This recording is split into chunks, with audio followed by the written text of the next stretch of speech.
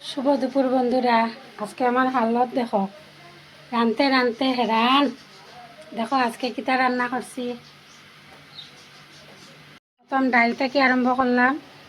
দেখো ইনো ডাইল, আর ইনো বেগুন দিয়া, আর নদীর মাছ সাপিলা মাছ দিয়া, আর এখানে ইলিশ মাছ সিদ্ধ, এখানে মাছের টক, এখানে শীতল চাটনি, এখানে মাছ সরু, এটা হলো আলু বেগুন ভাজা, ফুলকপি তরকারি, আর সাথে পনির তরকারি। আর কি জানো, ওই দেখো ফ্রাইড রাইস বানাইতাম, সবটা রেডি করে লেছি। চাউল ধুইয়া করিয়া রাখছি। এখানেও এগুলো রেডি, কাজু বাদামও রেডি, গরম গরম ফ্রাইড রাইস, আর সাথে তো দই মিষ্টি আছে। রান্না কমপ্লিট।